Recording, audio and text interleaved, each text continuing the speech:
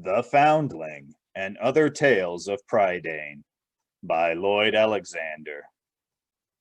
Story number 7. Coll and His White Pig.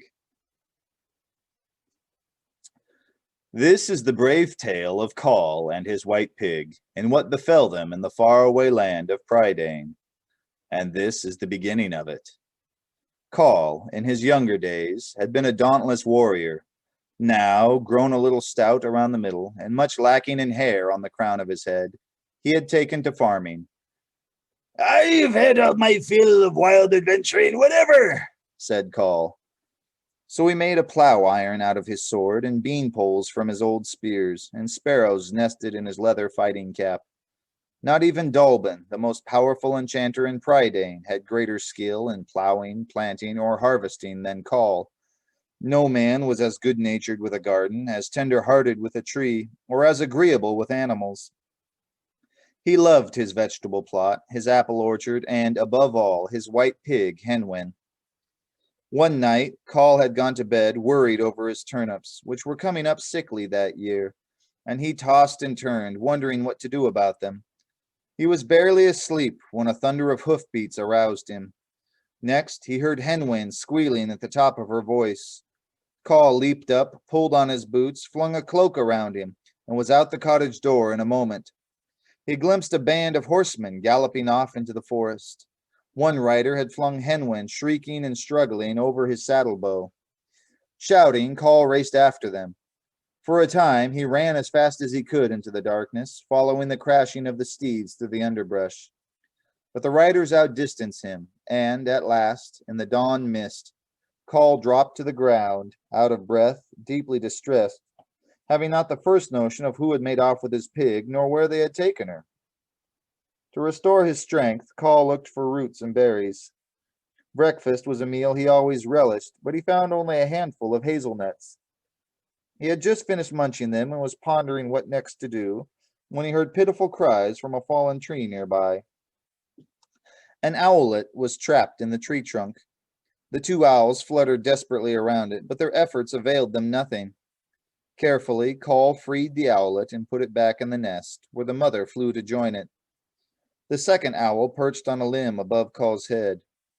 "My name is Ashwing," said the owl. "My wife and I thank you for your kindness." "You are welcome for my help," said Coll, taken aback. "But I never thought owls could speak." "Eggshells," retorted Ashwing. "All creatures can speak. Until now, it is you who have not understood." "How then?" said Coll, puzzled. "I have done nothing but munch a few hazelnuts, and meager fare they were." "Surprising how little you humans know of such matters," replied the owl. "Those were hazelnuts of wisdom. Only one tree in Prydain bears them. Luckily, you found it." "Alas," said Coll, "I still have not wisdom enough to learn who stole my pig, or why." "As to who," said Ashwing, "it was King Aran of Anuven, Lord of the Land of Death. As to why, it is because Henwin is no ordinary pig. She knows many deep secrets. Aran has stolen her to find them out and use them in his evil scheme to conquer Prydain. Who?" Coll turned pale and his blood ran cold. The Lord of the Land of Death was the enemy most dreaded throughout Prydain. "For the sake of Henwin, I would have braved Aran himself," said Coll. "But even if I could find my way, his guards would discover me before I set 1 foot within Anuven." Coll put his head in his hands. "My pig is lost, and Prydain is doomed." "Pin feathers," said Ashwing. "We owls know all the forest paths, and I will guide you to Anuven. Under cover of darkness, you can slip past the guards. I will show you how, for I see better at midnight than other creatures see at noon. By the way, how many hazelnuts did you eat?" Ooh. When Coll replied that he did not know, Ashwing blinked at him. "Who but a human would eat them without counting? Let me tell you this. Each hazelnut is a day given you to understand the speech of birds and animals. Ooh. When that power is gone, I can help no longer. Woo. Hurriedly, Coll set out again with Ashwing on his shoulder. Though Coll's fear for his pig had grown greater, his heart also turned to his farm. The worms will have their joy of my cabbages, said Coll to himself, and blight on my beans, and scale on my apple trees, and my poor turnips. Surely this is the end of them, whatever. He had journeyed less than a day, following the owl's guidance, when a thrashing noise broke into his thoughts. A tall stag had caught his antlers in a thorn bush, and the more the creature struggled, the more he was entangled. Ashwing fluttered overhead, while Coll, heedless of his torn garments and the deep scratches on his face and hands, ripped away the sharp thorns. The stag leaped free, then bowed his head courteously to Coll. My name is Oakhorn, said the stag, and I owe you my life. The huntsmen of King Aran ride abroad. Had they found me? My antlers tremble at the thought. Tarry no longer, Ashwing cried to Coll. Not only may the huntsmen come upon us, the power of the hazelnuts may leave you before we reach Anuven. Anuven? Gasped Oakhorn. The very name makes my antlers wilt. When Coll told of his quest, the stag shuddered and rolled his eyes fearfully. To be truthful, said Oakhorn, we stags are not, well, we are not the boldest folk of the forest, but we are the swiftest. If speed can help you, I will do my best. Oakhorn bore Coll on his back, and Ashwing perched atop the stag's antlers. As they quickly journeyed on, Coll yearned more and more for his comfortable chair by his warm fireside. And by this time, sighed Coll, the beetles will be hard at work in my garden. That is, if they can find it under the weeds.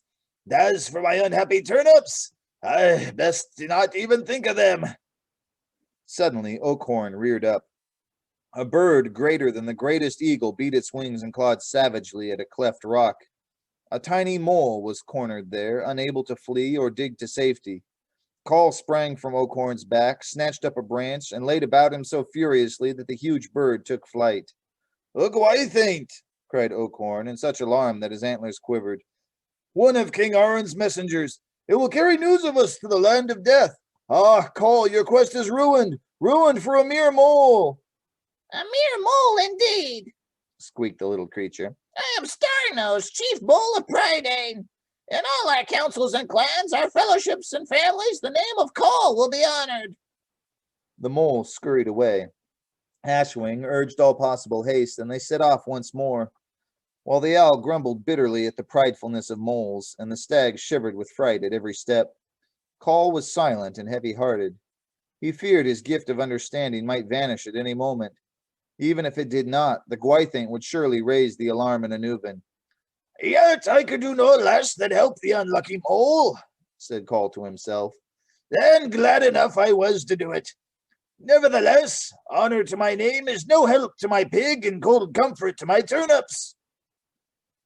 For some days they journeyed, Ashwing leading the way, Oakhorn bearing Coll across rivers and along cruel mountain trails. At last, by night, they drew near the dark gate of Anuven.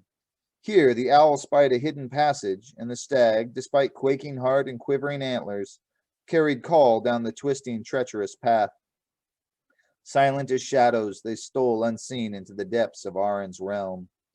Ashwing had flown ahead to find where Henwin had been taken. Woeful news, hooted the owl, returning. She is prisoned in a deep pit, guarded by huntsmen and fierce Gwythaints. She is so terrified she cannot speak. Thus, Aran has learned none of her secrets. But now he means to slay her. He shall slay me first, cried Coll, leaping from the stag's back. I will fight for my pig to the last. Stay. Oh, stay, warned Ashwing. First, let me see what I may do. Ashwing sped into the air. Catching sight of the owl, the Gwythaints screamed with bloodlust and swooped to follow him.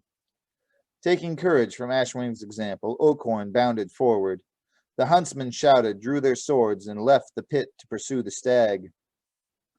Coll's way now lay clear. He raced ahead and flung himself into the unguarded pit, where Henwin squealed joyfully to see him. Desperately, Coll sought to escape for them. There was none. The pit was too deep, the walls were too steep. Coll heard the clashing weapons of the returning huntsmen, the beating wings of the Gwythaints. All hope lost, Coll stood over his pig, vowing to sell his life dearly. Spears whistled down, arrows hissed, and Coll knew the end had come. Suddenly, at his feet, the pit opened. There stood Starnose, and behind him, moles in their dozens and hundreds and thousands. Quickly! Squealed Starnose. All our councils and clans, our fellowships and families have labored for you. Our tunnel will lead you to safety. Coll seized Henwin, thrust her into the mouth of the tunnel, and scrambled after. Behind him, Starnose and the others walled up the opening against the huntsmen. At every turn, from every side, the moles cheered Coll and his white pig all along the way. Far from Anuvan, the tunnel ended, and they clambered above ground. Ashwing and Oakhorn, having escaped unharmed, joined them again and began their journey back to Coll's farm. When at last they arrived at the edge of the woods, the owl and the stag halted.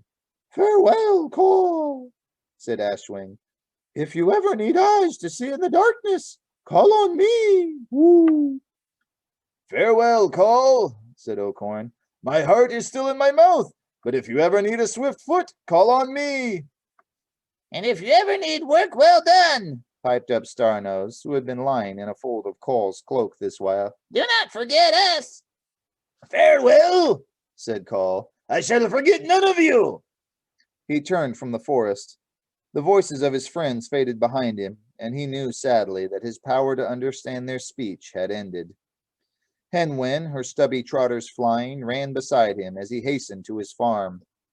Amazed, Coll stopped short. Not a weed did he see, nor at a quick glance any sign of worms in the cabbages, blight on the beans, or scale on the apple trees. Yet he was more alarmed than pleased, because smoke was curling out of the cottage chimney. Alas, Cried Coll, dismayed. I have found my pig and lost my farm.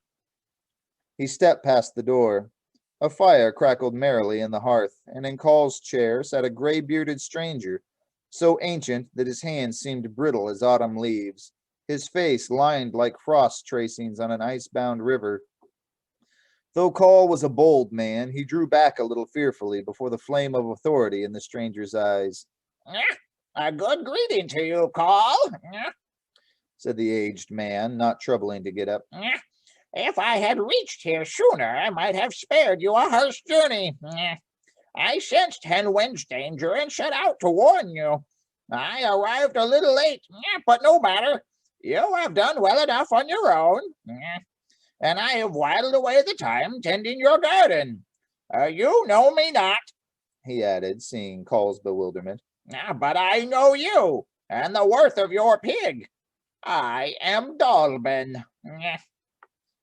Few and Prydain had looked face to face upon this mighty enchanter, and Coll bowed most humbly. For her part, Henwin sat on her haunches and grinned happily. No doing of mine, Replied Coll, and he told what had befallen him along the way. Tut! Said Dolben. Look at the root of things, and see that what truly counts is not a strong arm, but a kind heart. Not a fist that smites, but a hand that helps. The enchanter then pointed to a great leather-bound book on the table. This is the Book of Three, and in it is set down all that will happen in the days to come.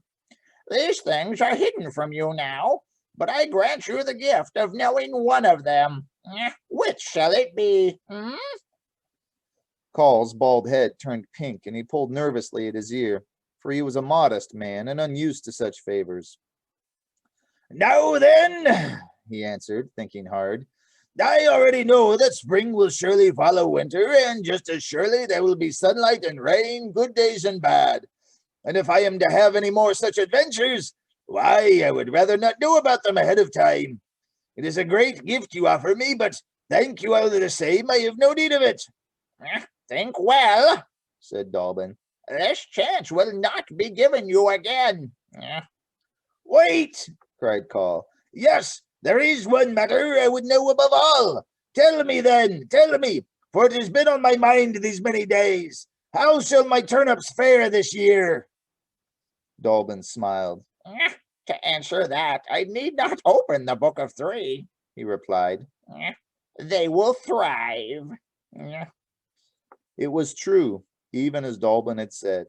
Coll's turnips had never been bigger or tastier.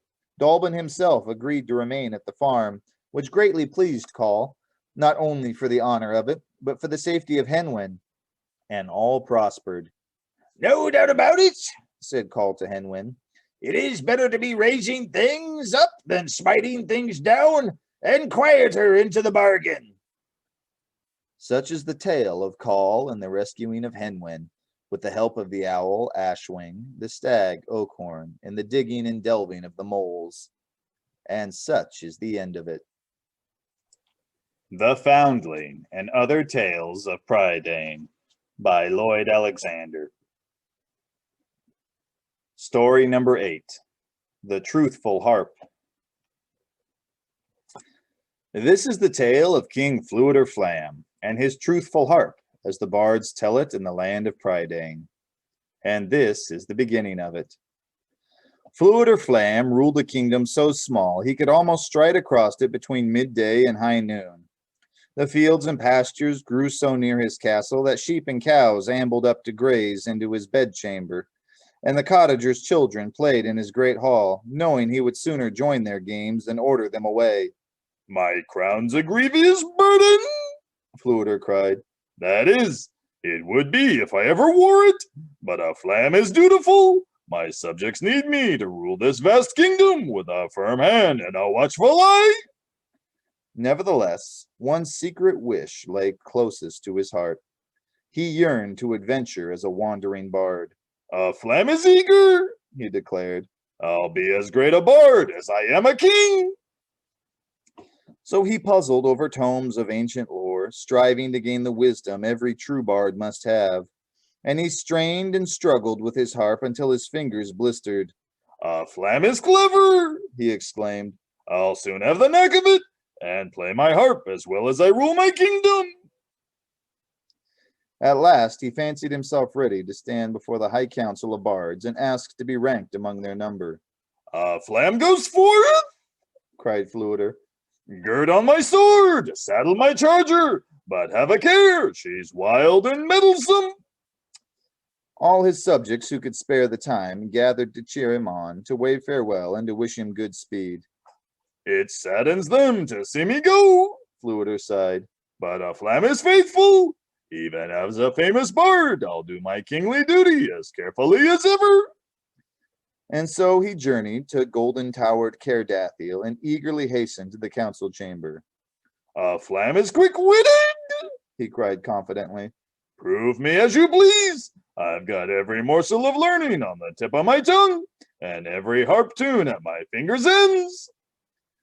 However, when the council and the chief bard questioned him deeply, all that Fluider had learned flew out of his head like a flock of sparrows. He gave the right answers to the wrong questions, the wrong answers to the right questions, and worst of all, when he fumbled to strike a tune on his harp, it slipped from his grasp and shattered in 1,000 splinters on the flagstones.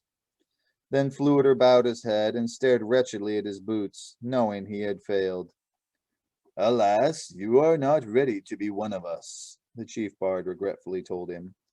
But then, with all his poet's wisdom and compassion, the chief bard pitied the hapless king, and spoke apart with a servant, desiring him to bring a certain harp which he put in Fluider's hands. You still have much to learn, said the chief bard. Perhaps this may help you. Seeing the harp, Fluider's dismay vanished in that instant, and his face beamed with delight. The beautiful instrument seemed to play of itself. He needed only touch his fingers to the strings, and melodies poured forth in golden tide. Good riddance to my old pot, Fluider cried. Here's a harp that shows my true skill. A Flam is grateful. The chief bard smiled within himself. May you ever be as grateful as you are now. Come back when it pleases you to tell us how you have fared. High-hearted, Fluider set out from Cardathiel. His new harp gladdened him as much as if he were in fact a bard, and he rode along, playing merrily and singing at the top of his voice. Nearing a river, he came upon an old man painfully gathering twigs for a fire. Winter had hardly ended, and a chill wind still bit sharply. and the old man's threadbare garments gave no comfort against the cold. He shivered in the gale, his lips were bitter blue, and his fingers were so numb he could scarcely pick up his twigs. "A good greeting, friend," Called Fluider. "Brisk weather may be good for the blood, but it seems to me you're ill-garbed for a day like this." No warmer clothing do I have, Answered the old man. Would that I did, for I'm frozen to the marrow of my bones. "Take my cloak, then," Urged Fluider, doffing his garment and wrapping it about the old man's shoulders. Oh, my thanks to you, Said the old man, wistfully fondling the cloak. Oh, but I cannot take what you need yourself. "Need?" exclaimed Fluider. "Not at all," He added, though his own lips had begun turning blue and his nose felt as if it had grown icicles. "Take it and welcome, for the truth of the matter is, I find the day uncomfortably hot." No sooner had he spoken these words than the harp shuddered as if it were alive, bent like an overdrawn bow, and a string snapped in two with a loud twang. "Drat that string!" Muttered Fluider. "The weather's got into it somehow." Knotting up the string, he set out on his way again, shivering, shaking, and playing for all he was worth to keep himself warm. He wandered on, following the swiftly flowing river. Suddenly, he heard a child's voice crying in distress and terror. Clapping heels to his horse's flank, he galloped down the riverbank. A small girl had tumbled into the water, and the hapless child struggled vainly against the current already sweeping her away. Fluider leaped from his mount and plunged with a great splash into the river, flailing his arms, thrashing his legs, striving with all his might to reach the drowning child. "This would be an easy task," He gasped. "if only I could swim." Nevertheless, he pressed on, choking and sputtering, until he caught up to the child. Keeping afloat as best he could, he turned shoreward. At last, his long shanks found footing on the riverbed, and he bore the girl safely to dry land. Comforting her all the while, though water streamed from his nose, ears, and mouth, he made his way to the cottage from which she had strayed. There, the husbandman and his wife joyously threw their arms about their daughter and the bedraggled Fluider as well. A poor folk are we, cried the farm wife. What reward can we give? All we have is yours, and small payment for saving our greatest treasure. "Don't give it a thought," Fluider exclaimed, his face lighting up as he warmed to his tale.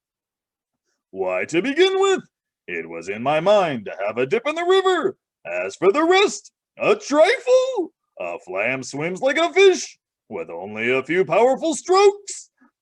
The harp twitched violently, and a pair of strings gave way with an ear-splitting crack. "Drat and blast," muttered Fluider. "What ails these beastly strings? The dampness, I'll be bound." Taking his leave of the family, for some days he wandered happily to his heart's content, finding himself at last before the stronghold of a noble lord. To the guards at the gate, Fluider called out that a bard had come with music and merriment, whereupon they welcomed him and led him to the lord's great hall. No sooner had Fluider begun to play than the lord leaped angrily from his throne. Have done, He burst out. You yelp like a cur with its tail trodden, and your harp rattles worse than a kettle of stones. Away with you!